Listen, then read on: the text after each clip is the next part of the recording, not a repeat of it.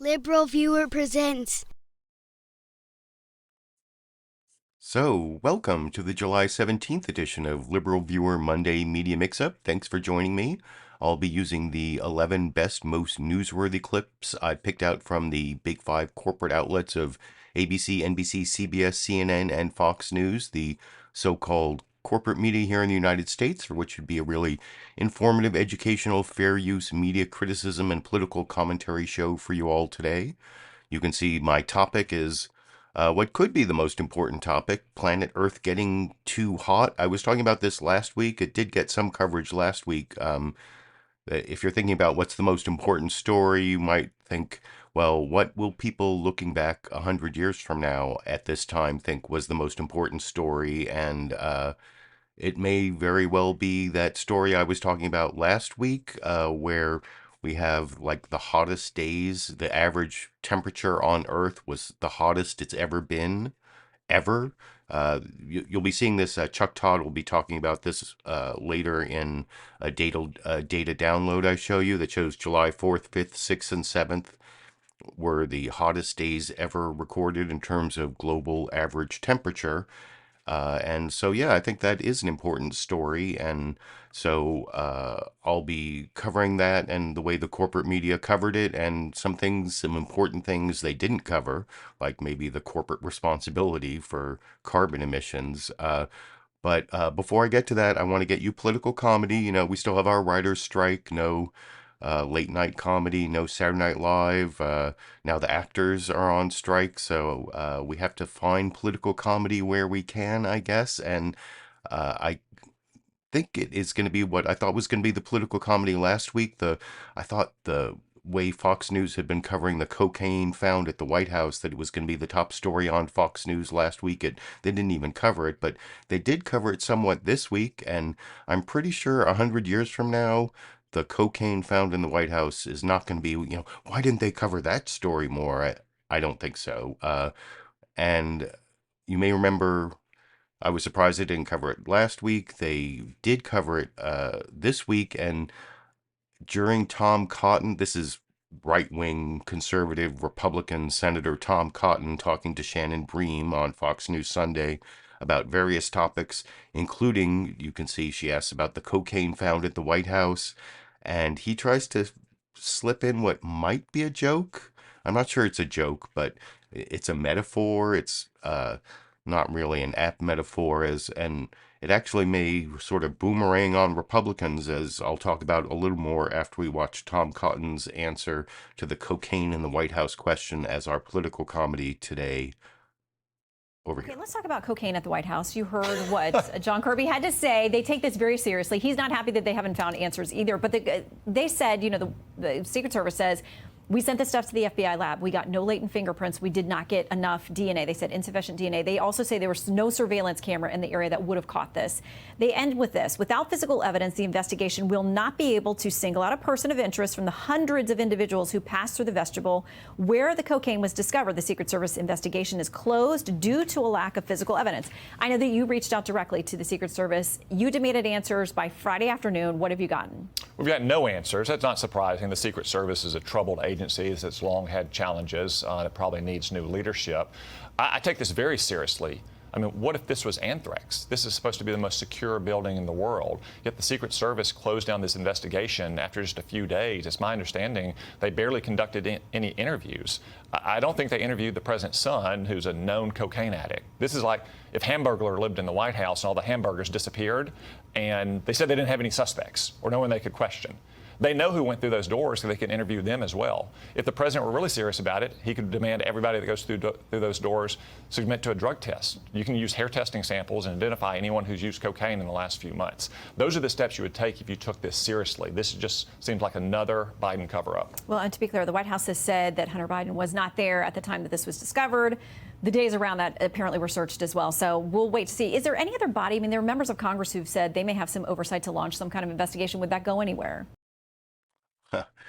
I guess Fox News can only hope it would go somewhere, but not only is the whole story kind of ridiculous and the testing people's hair, like if you find out someone, according to their hair follicle, has used cocaine in the last few months, does that mean that they're the person who left the cocaine in the White House? And the political comedy, or maybe the joke that was in there, that the whole like hamburglar metaphor, like if the hamburgers went missing from the White House and the hamburglar lived there, you would want to talk to the hamburglar.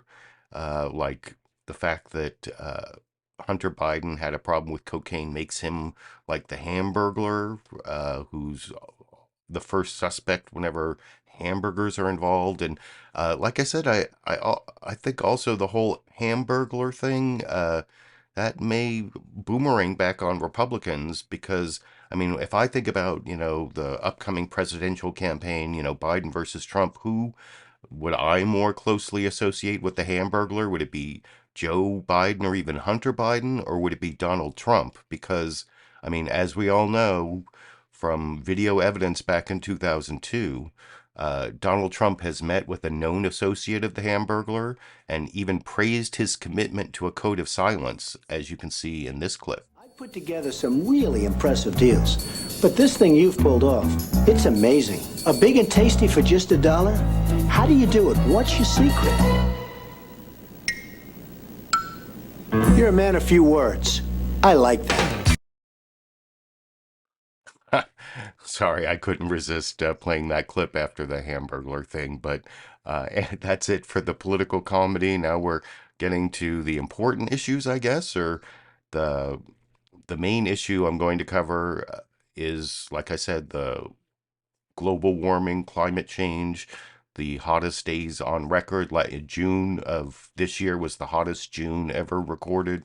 You saw those days from July 4th, 5th, 6th, and 7th, the hottest days ever recorded on Earth in terms of average temperature.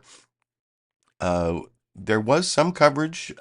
Face the Nation, I'm going to give you like 3 different reporters, one in Los Angeles, one in Europe, I think it was, and then a meteorologist, all talking about it. But they make the mistake that I think a lot of the coverage makes. They're talking more about weather instead of climate. That was what was really missing in a lot of this coverage. There's like only in all 5 of the shows, putting carbon into the atmosphere was only mentioned once. I'm going to show you that clip. That's Senator Mark Kelly from Arizona. It wasn't even mentioned by one of the hosts.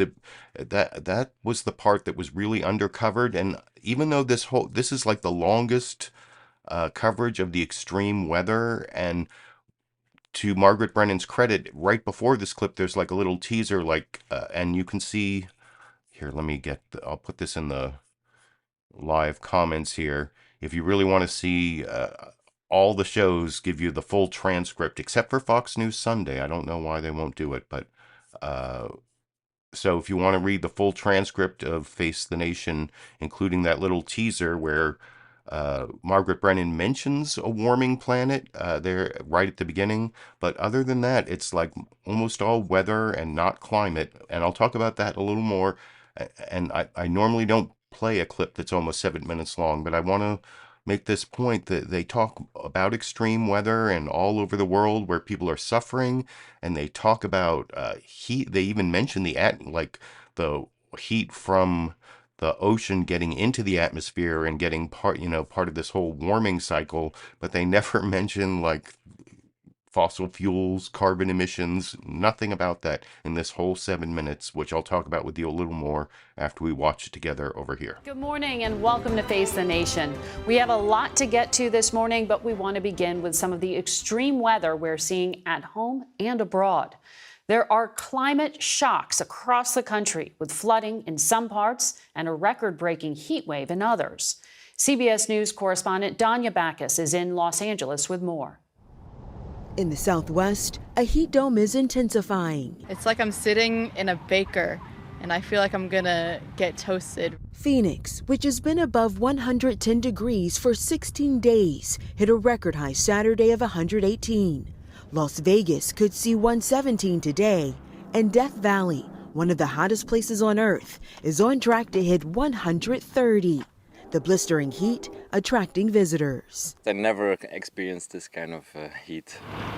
The extreme heat and dry conditions sparked multiple fires in Southern California, burning thousands of acres and prompting evacuation orders.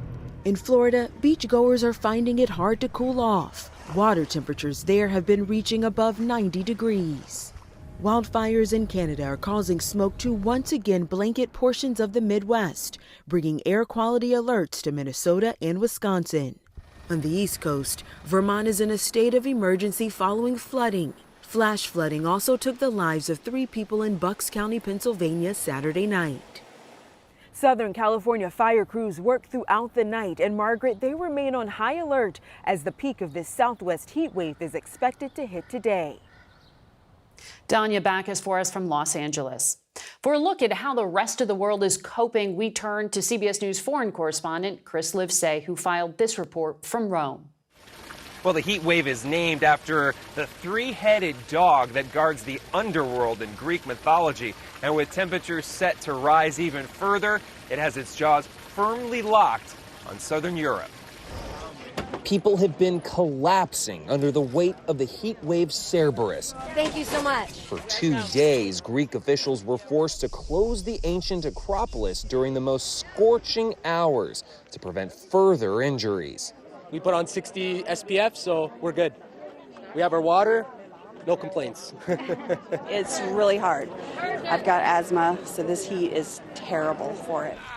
In Italy, 16 cities have been placed under a red alert for the extreme heat. Some regions in the south may even exceed 120 degrees. Surface temperatures are sizzling even hotter. In Spain, thermal imaging resembles the sun as ground temperatures reach a blistering 140 degrees. Forest fires ripped through the Spanish island of La Palma, destroying homes and displacing hundreds. All this while East Asia is being inundated. Mudslides and torrential rain in South Korea have left dozens dead and a climbing death toll. In one incident, a freeway tunnel was flooded, leaving many drivers trapped.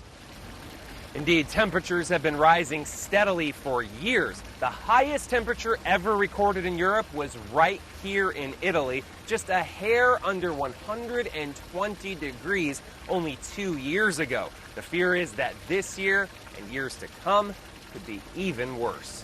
Margaret? Chris Livesay from Rome. We now want to go to Weather Channel meteorologist Paul Goodloe from Atlanta, Georgia. Paul, are we near the end of this heat streak? Not at all, not even in Europe, also not in the U.S. Yeah, this afternoon, temperatures in Europe already upper 90s, even some temperatures above 100 degrees. And then in the U.S., the southeast, sultry, the east, sultry, stormy in the northeast. The southwest is broiling here in the heat building in the Pacific Northwest, the interior as well. And then there's Phoenix, yet another day at or above 110 degrees. This streak started way back in June, but it really continues in earnest this month. In fact, our streak is at 16 days. The old record is 18 days. We're at least going to have 21 days or more. And in terms of the end, it's nowhere in sight. The forecast from this month into September, likely above average, well above average in the Southwest for, at least for the rest of this summer. Margaret? We're seeing reports of some kind of unusual things, like in New England today, a warning of a tornado watch. I grew up there. I don't remember that ever happening really before. We're seeing the federal government and NOAA say that June was a record heat level with sea temperatures the highest for any month on record. What is the global impact of all these changes? Well, it's all about the extra energy we're having here and changing and impacting our weather, which also is impacting our climate. You mentioned temperatures.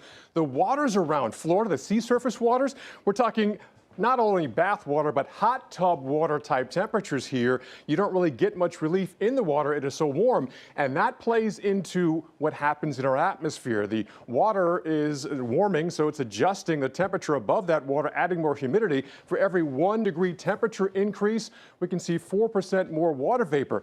Heavier snow events, but also heavier rain events. It doesn't mean we still can't have long, persistent droughts. It's the long-term adding energy or heat in our atmosphere, which is fueling wilder extremes. And we're seeing this also with rainfall. Not only today in the Northeast, but also last week. 1 in 100-year flood events doesn't mean you only see one in 100 years. It's the probability of any given year of 1% seeing that type of rainfall. But guess what? We're seeing more of that. In fact, more of days seeing 2 inches or more of rain have steadily increased since 1950. We're seeing that right now with flooding in the Northeast. And by the way, it's not just here. Every region of the country has seen an increase in our heavy rain events, leading to more wilder flood events. We have the concern for severe weather, including flash flooding going on, widespread flood alerts going on across the entire region because our energy is just that supercharged. And by the way, the two things we talked about this morning, heat and flooding, those are the two biggest weather killers. Yes, I know things like tornadoes, even hurricanes, they have a lot of headlines, but the day-to-day occurrences of heavy rain and now the super long heat events we're dealing with across the country and the globe are killing a lot more people. Margaret? Paul, wow, that is sobering. Thank you very much. So yeah, she said it was sobering. And at one point, Margaret Brennan did bring up that June was like the hottest month ever. They didn't talk about the July thing, but they really were talking more about the extreme weather. And they mentioned climate crisis, but they were talking more about the evidence of global warming and climate change than really what was causing it. Like no mention of carbon or the buildup of greenhouse gases or that was totally missing there, even though they had, the one woman reporting from Los Angeles and another guy reporting from Rome. Then the last person was a meteorologist. You would think at least the meteorologist, he was talking about adding energy to the atmosphere from the hot water around Florida, but never really talked about like the makeup of the atmosphere and how the increased carbon emissions are fueling this whole global warming and all this extreme weather and climate change. And yeah, anyway, I think I made my point about why that was both good reporting on the evidence, but bad reporting on what was going on. ABC's This Week with George Stephanopoulos, they never mentioned climate change at all. Well, there's one brief mention that I'll show in the final clip. Doug Jones mentions how Joe Manchin had a big effect on Biden's climate change agenda, which that's not really helpful information, or maybe it is helpful information to know why it is that we're not doing more about these kinds of things. But ABC's This Week with George Stephanopoulos instead decided that the most important story was we're 6 months from the Iowa caucuses and mainly focusing on the Republican presidential candidates and the state of the race. And that might be because they had Chris Christie on as their exclusive guest, although he's been on almost all the shows now. And anyway, I'll talk about that news summary a little more, even though it's not on the main topic, after we watch together over here. Good morning and welcome to This Week. 6 months from the Iowa caucuses, 5 weeks from the first debate, Donald Trump is still the clear frontrunner for the GOP nomination. 2 indictments, more legal jeopardy to come, has solidified his base. The big question now is the broader GOP electorate willing to take the chance that he will run again and lose again. Now, as Trump feuds with Iowa's governor while skipping the first debate, will the rest of the field find a way to make headway? We'll speak with Chris Christie in a moment. Chief Washington correspondent Jon Karl starts us off. In Iowa, a gathering of just about every major Republican presidential candidate, except for the one with the big lead. He opted to stay in Florida. It was Donald Trump's latest Iowa snub, coming after he attacked the state's popular governor. He's upset that she's staying neutral, therefore not endorsing him. Will it hurt? Nothing has so far. Since he declared last November, Trump has weathered 2 indictments and a slew of other controversies. As the campaign enters a critical new phase, leading up to the first debate next month, the most notable movement have been the struggles of Trump's rivals. The big question now, who will be on the debate stage? Trump says he may or may not bother showing up. When you're 40 points up, why would I let these people take shots at me? His opponents are desperate to break through. Nobody is entitled to this nomination. You have got to earn the nomination. Doing things like these debates, they're important parts of the process. With or without Trump, the debate stage may be a relatively small one. The RNC putting strict requirements. To make it, a candidate must have donations from at least 40,000 different donors. A few claim they'll be there. That means I'm going to be on the debate stage on August 23rd. So are you going to make that debate stage? I am looking forward to it. I will be there. I have qualified to be on the debate stage. 37-year-old tech entrepreneur Vivek Ramaswamy offered 10% kickbacks to anybody raising money for him. And if you help me in raising that money, you get 10% that you keep for yourself. North Dakota Governor Doug Burgum went further, offering a $20 gift card to the first 50,000 people who give at least $1 to his campaign. Others seem likely to miss the cut.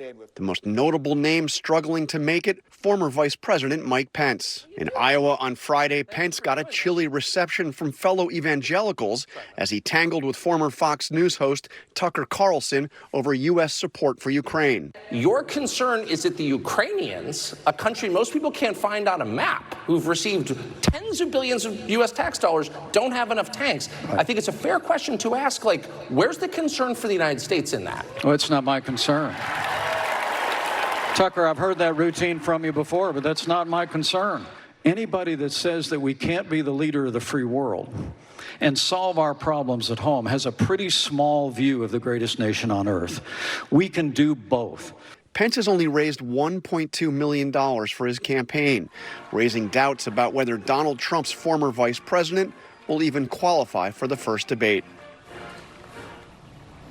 Thanks to Jon Karl for that. We're joined now by our former ABC colleague, former governor of New Jersey, current Republican candidate for president, Chris Christie. Chris, thanks for coming in.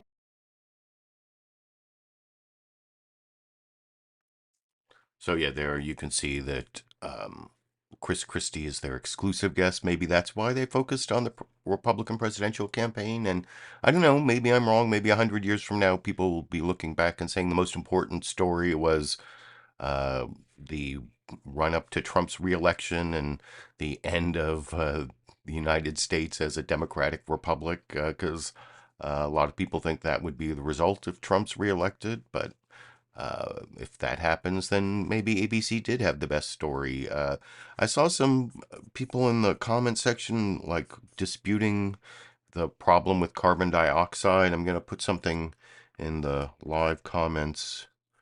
What is all this? Jeez. Let's see if that works. Does that actually take you somewhere, that link? Yes, there you go. So yeah, you can look at atmospheric carbon there. I saw someone in the comments was saying they're wearing a carbon dioxide drought or something. I don't know if you can. Here, let me see if I can get a quick little screenshot of that there. And is that even? Will that even? Hold on 1 second. Hold on. I'm going to show you a picture because we have to like start off with the same facts here. Let's see if this can get this picture here.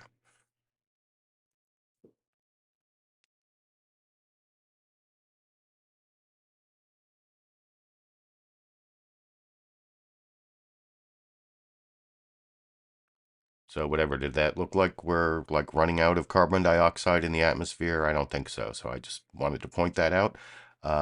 I'm going to get to another news summary here that has no mention of climate. In fact, climate was never mentioned. Climate change and nothing having to do with climate change was ever mentioned on Fox News Sunday, except John Kirby was on there and he talked about briefly when he was asked about like Shannon Bream, John Kirby, who's like a spokesman for the National Security Council or whatever. He was asked a question by Shannon Bream about isn't the Biden administration making the United States look weak because we keep sending all these administration officials over to China? And he talked about like, well, we have a lot of important things to talk about with China, like the U.S. and China are the two biggest emitters responsible for climate change. So it was something Jon Karl said on Fox News Sunday.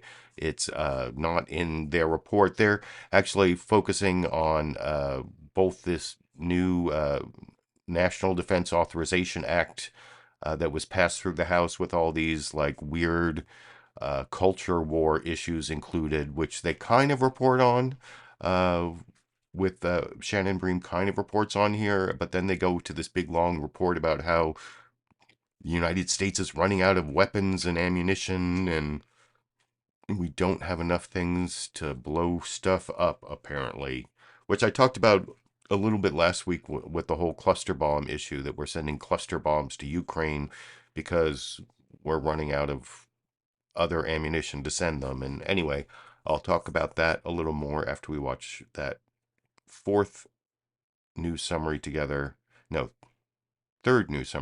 over here. Hello from Fox News in Washington. An annual defense bill that sets the nation's military and national security priorities has landed itself in the middle of a partisan battlefield. The must-pass legislation now through the House, chock full of conservative amendments, measures that will have a nearly impossible time getting through the Senate. At stake, an $886 billion plan that grants pay raises to service members and programs to counter threats by China and Russia. It comes as President Biden is authorizing the mobilization of 3,000 reserve troops to Europe following meetings with allies at the NATO summit, and also amid growing concerns about ammunition and weapons shortages and what that could mean for our military readiness for current and future conflicts. A little bit more on that now in this report from Fox Business correspondent Grady Trimble. As the war in Ukraine rages and tensions grow between China and Taiwan, lawmakers are raising questions about the United States' readiness to supply weapons and ammunition to our partners and to protect ourselves. We don't want to lose our capacity to defend our country. We want to make sure we have production lines up and running. But those lines might not be running quickly enough. A January report from the think tank Center for Strategic and International Studies says replacing inventories of one of the most commonly used ammunitions, 155 millimeter shells, could take 4 to 7 years.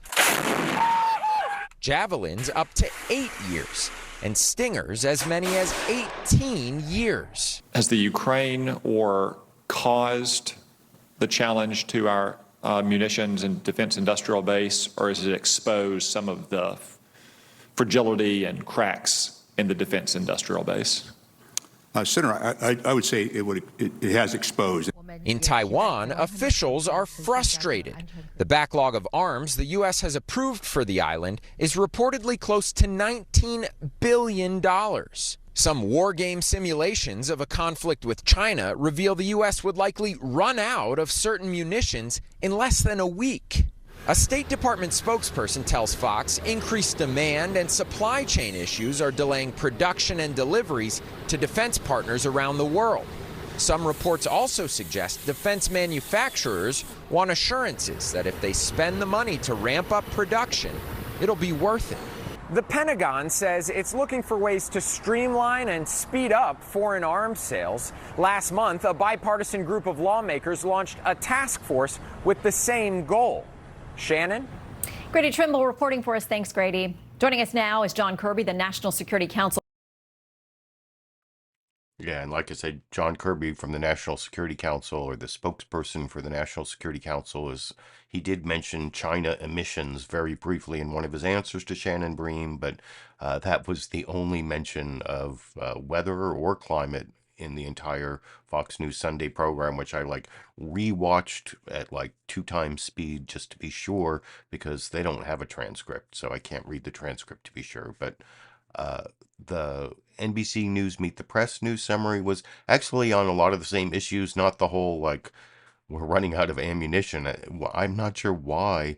I mean, did some defense contractor pay for the last half of that last news summary? I mean, talk about corporate news. That was an advertisement to spend more money with like big defense contractors, if you ask my opinion. But you can let me know what you think in the comment section about that. NBC News Meet the Press doesn't cover weather and climate in their opening news summary. Chuck Todd instead talks about good news on the economy. Inflation is cooling, not the planet, but inflation is cooling.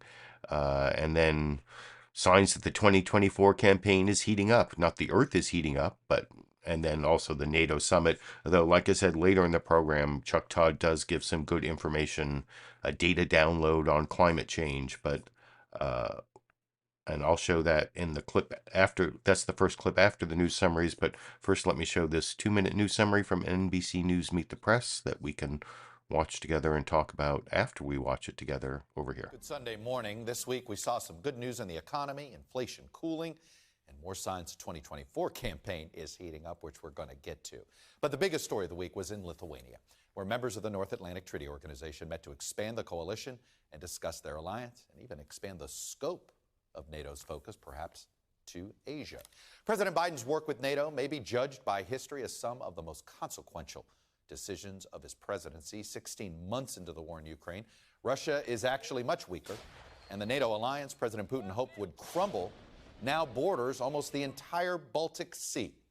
Even as Ukraine runs low on ammunition and awaits NATO admission for itself, President Biden predicted the alliance would help the invaded nation outlast Putin on the battlefield. Putin's already lost the war. Putin has a real problem. How does he move from here? What does he do? Still, perhaps the most remarkable part of all this is how Biden has succeeded in rallying NATO nations to help fight a proxy war between Ukraine and Russia without putting any American boots on the ground or any NATO boots on the ground, instead adding to the Ukrainian arsenal. Just this week, the U.S. made cluster munitions that many countries and even some U.S. lawmakers oppose. 5 years after President Donald Trump stood next to Vladimir Putin in Helsinki, Finland, and came to his defense on 2016 election interference, President Biden went to that same world capital, which is now a NATO ally, and promised unity against the Russian president and tried to reassure the world the U.S. commitment was a lasting one. I absolutely guarantee it. There is no question. There's overwhelming support from the American people. There's overwhelming support from the members of the Congress, both House and Senate, and both parties, notwithstanding the fact there's some extreme elements of one party. We will stand together. And joining me now to discuss all of this is the National Security Advisor to the President, Jake Sullivan. And I don't have any clips of Jake Sullivan, even though he appeared on multiple programs, because he didn't really talk about the main issue that I'm covering, and the main issue wasn't covered there by NBC News Meet the Press. As I discussed, they just did these other issues, mostly a lot focus on Biden's NATO summit, which I talked about last week. I'm not saying it's not an important issue. And that's also mentioned in the CNN State of the Union news summary, the last of the news summaries. Also, the partisan National Defense Authorization Act passed by the Republicans. I think even though this is only a minute long, they give more detail about the culture war issues that the Republicans put in that bill, and I'll talk about that a little more after we watch the last news summary together over here.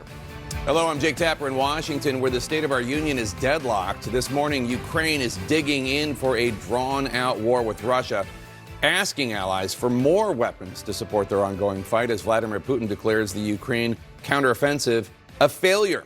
President Biden is just home from a summit with NATO allies where Biden promised to keep supporting Ukraine for, quote, as long as it takes.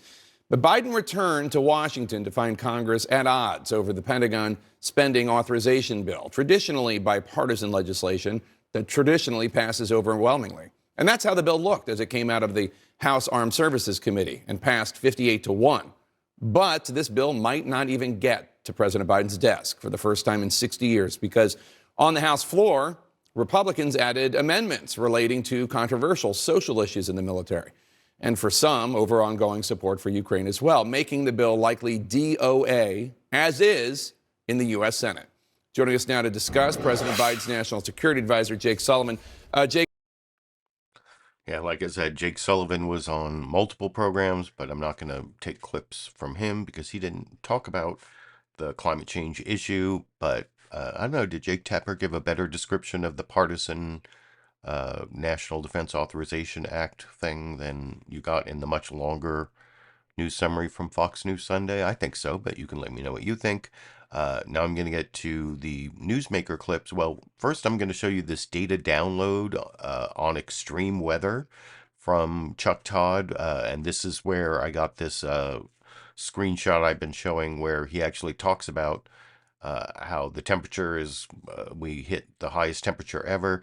No mention of carbon or like the causes of global warming. That'll be in the clip after next. The one person who mentions that, as you might expect, would be an astronaut who has looked at our planet from space and realizes, as he'll tell you in the clip after next, that our atmosphere is just like a little contact lens on the eyeball of the Earth.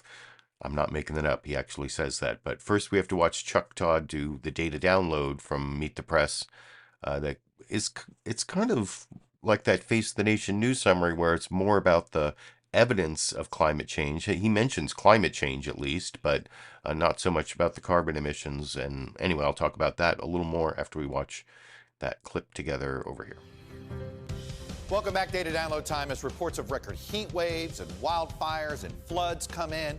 The potential impacts of climate change have begun to feel very real and becoming an everyday part of our lives. And if there's one lesson from this summer's extreme weather, it may be that no place is truly safe, no matter where you live in America or frankly around the globe. Look, this is the average global temperature, and in the month of July, we have hit, look at this week, this first week of July, we have broken the record. This is the hottest temperature, average temperature that we've ever recorded on Earth. It's about 2 degrees higher than what is normal. 2 degrees are huge, and it makes a huge difference. You have all that kind of heat, you know what you end up having?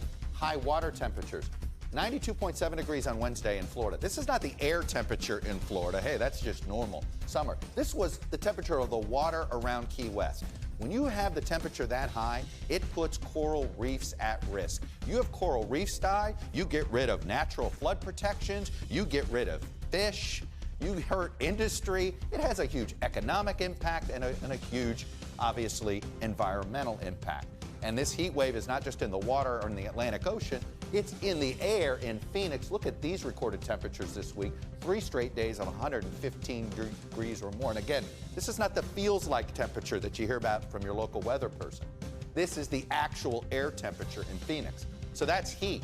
How about water? That 2-day rain event in Vermont caused all sorts of problems. This extreme weather, they couldn't handle it. And overall in New England, we had nearly 2 million people under flood alerts because of all the rain that came down and just and started overflowing these rivers in Vermont. And of course, if you've lived on the East Coast, you knew about the wildfire smoke.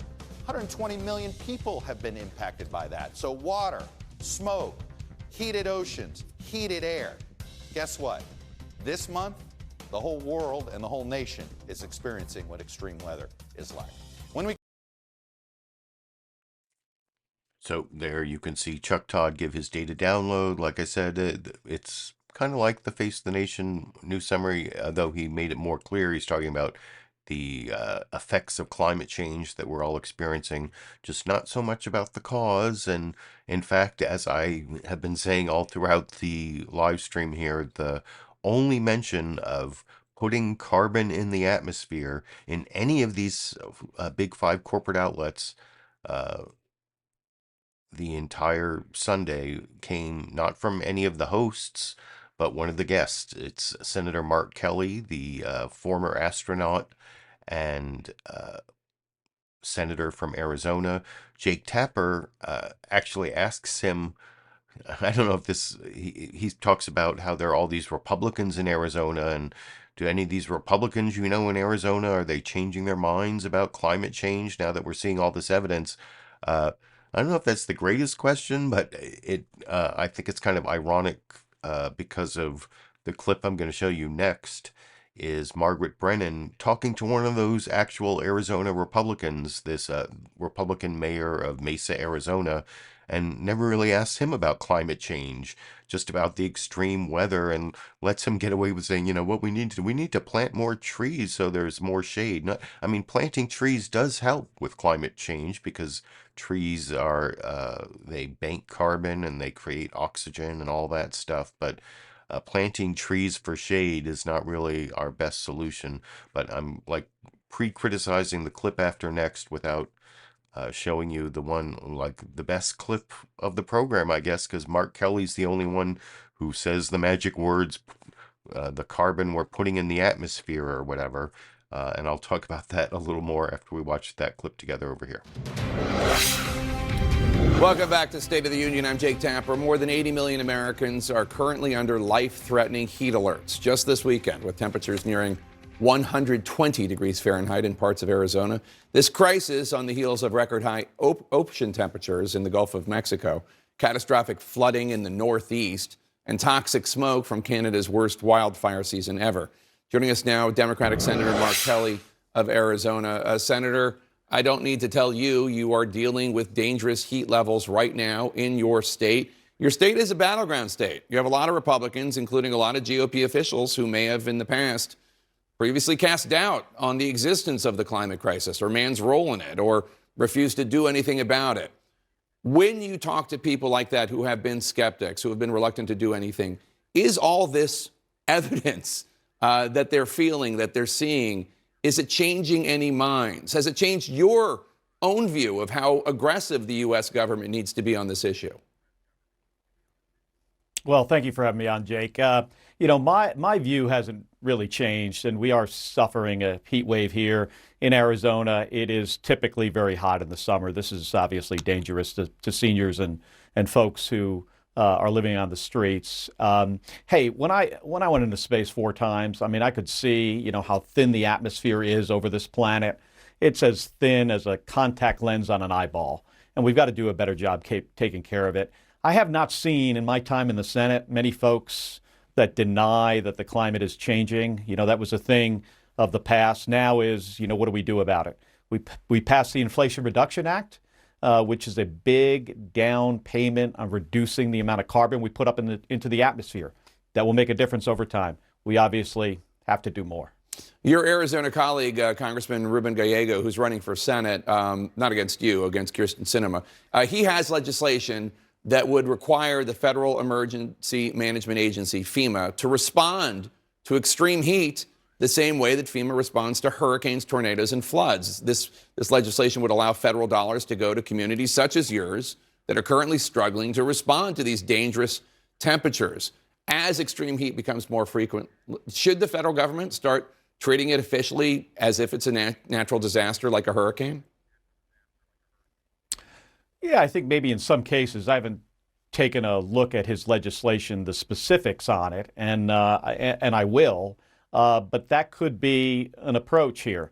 Hey, you know, we've got to continue to work towards reducing the amount of, you know, carbon dioxide we're putting in the atmosphere. We're taking some steps here in Arizona. We've got a company called Li-Cycle that's recycling the components that go into batteries to help us really enable this renewable energy economy. We've got a company called Core Power that's building utility-scale batteries that's going to help us transition to solar power instead of using fossil fuels. So these are very positive things enabled by the legislation that we passed in the last Congress. You just heard Jake Sullivan, the National Security Advisor, defending the Biden administration's efforts to train Ukrainian pilots on So you can see, I kept that playing so you could see Jake Tapper transitions over to Ukraine without following up. He asked him a question about giving FEMA money for extreme heat events. And he got the one mention of we got to figure out ways to put less carbon dioxide in the atmosphere.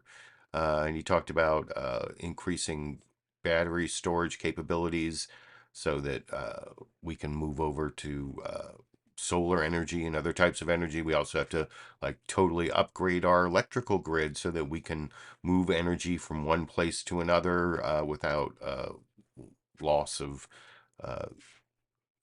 without some of the problems that we see in a lot of our energy grids, especially in Texas. Well, anyway, I don't want to go off on the energy grid tangent, but that is something that Margaret Brennan asks the mayor of Mesa, Arizona about in this next clip that I kind of pre-criticized because he's a Republican, doesn't get any questions about climate change, more about like water. Do you have enough water in the desert? And are you building the infrastructure and the electrical plants? But also lets him get away with talking about planting more trees for shade as the solution to climate change. And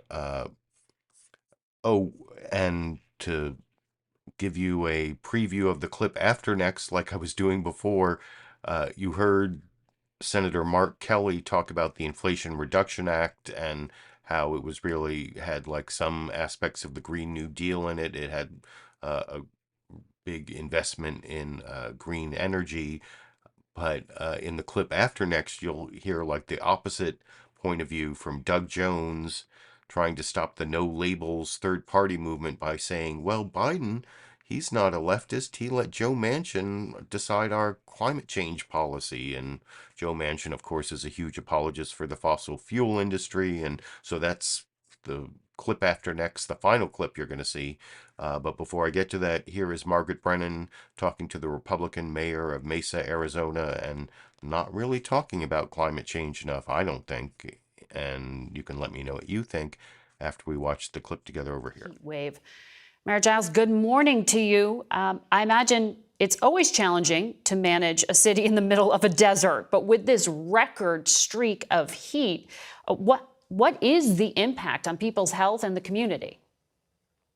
Well, good morning, Margaret. We absolutely are used to high temperatures in the Phoenix area and in Mesa, but this is unusual due to some of the, I guess, global conditions that you just talked about earlier. We aren't experiencing the normal rainstorms that we usually see this time of July in Arizona. So we're used to several days over 110, even days in the high teens. But this is unusual because of the weeks-long duration of it. And so what is the short-term or future impact that you are planning for? You mentioned rain. What does that mean for your water supply? Well, water is actually always an issue in the desert, obviously. And so Arizona, believe it or not, is really leads the nation when it comes to water conservation. This is the only place in the country where you have to prove that you have a 100-year guaranteed water supply before you can build anything. So that is always on our minds, and we are continuing to see challenges with the Colorado River. Thankfully, we've got other water sources that we rely on. So we feel good about our water future, although that's something that we're still working very hard on. Temperatures, we do have a long-term plan for that as well. We have short-term plans. We have a lot of cooling stations. Every year we do a big hydration donation campaign in Mesa where we collect about, several 100,000 of these so that we're prepared for helping those who are outside, don't have the resources to be inside during the hot temperatures. And then long-term, we, of course, have climate action plans, but any climate action plan in a place like Mesa has got to take into account heat mitigation, to be something that is taken seriously. So, for example, in Mesa, we launched a campaign earlier this year to plant 1 million new trees in our community to create more shade. And also, we're investing in transportation infrastructure. Are you going to have to slow development? I mean, do you know at this point in terms of more construction because of the strain on infrastructure and resources? And how is the electrical grid faring? Electricity is good. We have two major electric companies in the Phoenix area: Salt River Project, Arizona Public Service, Tucson Power down in Tucson. And so far we have not seen any brownouts or any hint that the grid is going to be an issue, or that the wholesale electricity production is a problem. And believe it or not, the irony here is that the Phoenix area is really in an economic boom right now. Places like Mesa, we've got Apple, Google, Facebook, Meta, all coming and making multi-billion-dollar investments, bringing a lot of great jobs. So the heat and the weather, frankly, is the reason these companies are coming to Mesa and Phoenix. hurricanes, blizzards, tornadoes, mudslides. We just don't do that here. So you do have to tough out, some high temperatures in the middle of July, but other than that, the weather is actually a bonus for us. When you were here in Washington with us last on Face the Nation, we talked a bit about your concerns related to migration. And yeah, that was Margaret Brennan's follow-up there. Not like, as a Republican, now what you believe about climate change, and nothing about like, is there something better we can do than planting trees for more shade, and instead migration, and not even like climate change induced migration, just about migration as a problem. As a mayor in Arizona, I pretty much pre-criticized that clip, so I don't think I have to say much more about it. The final clip I'm going to show you, I also mentioned briefly, is the only place where the word climate showed up in the ABC This Week with George Stephanopoulos program. In fact, here for the live viewers in the live comments, here is the entire transcript for ABC's This Week with George Stephanopoulos. You can search the transcript yourself for the word climate, and the only place it shows up here is where George Stephanopoulos is talking to Doug Jones, who apparently is trying to stop the third-party no labels movement. And his argument is Joe Biden is a centrist, as I said earlier, who let Joe Manchin, a big apologist for the fossil fuel industry, decide our climate change policy. That's the only place where the word climate shows up. And I'll talk about that a little more after we watch that final clip together over here. Senator Jones, I know you've joined this group with my former boss, Dick Gephardt, to counter no labels. Is there a strategy in place to head this off? What is it? Well, I think it's getting the same messages out. It is basically saying, no labels is looking at a centrist candidate. We've got a centrist candidate, George. We've got Joe Biden. Look at what he has done, bringing the infrastructure package together, pulling that together for the first time in decades to do infrastructure, for the PAC Act, the CHIPS Act. You can go time and time again. Senator Manchin has had a tremendous effect on the Biden administration's climate agenda. You've got a centrist candidate. I don't know why in the world somebody thinks that Joe Biden's administration is so far left, unlike a Donald Trump or someone else that is an extreme right. The second thing about this that I think the message has to get out is that No Label says they want to be democratic. They want to give people a choice. But guess what?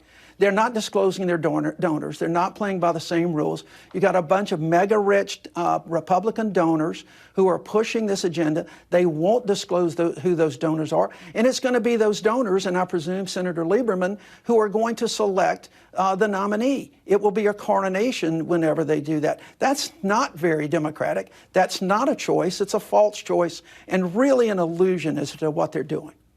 Senator Jones, Senator Lieberman, thank you very much for your time this morning. So yeah, that was the last of the news clips. That was the only mention of climate in the entire ABC News This Week with George Stephanopoulos program, which seems totally insufficient to me. I think I've showed you ways in which the corporate news media covered extreme weather without really talking very much about the causes of global warming and climate change and the extreme weather effects that we're seeing, other than that one brief quote from Senator Mark Kelly about the carbon we're putting in the atmosphere. I think Mark Kelly was exaggerating the effects of the Inflation Reduction Act in terms of fighting climate change. Maybe Doug Jones was playing them down a little, saying they're like Joe Manchin is responsible. But anyway, you can let me know what you think of all these clips I picked out. The time and effort I put into picking out the clips and juxtaposing them and adding my media criticism and political commentary. I see at the very end here that it seems like I'm having streaming problems. So I think I may have to like upload the recorded version as soon as this is this is done, and I'll like watch it. I'll make it like a premiere video in like 30 minutes or 60 minutes, probably at like 6:30 or 7 Pacific time. And then I'll add in those links that I said were in the live comments. I'm going to have to, I don't know why I had this problem at the end, but like the last 6 or 7 minutes, for some reason, Xfinity Comcast has failed me. I don't know, but having streaming problems, so we'll upload recorded version and watch it with those of you who want to live comment again. There, I just put that in the live comments for the 15 of you who stayed around while I had these streaming errors. I apologize for that, and I will finish up the program and upload the recorded version and watch it with you as soon as I possibly can. Thank you for joining me. I will be back next Monday and every Monday all the way through January 2025, covering the Big Five corporate outlets on my Monday Media Mix-Up.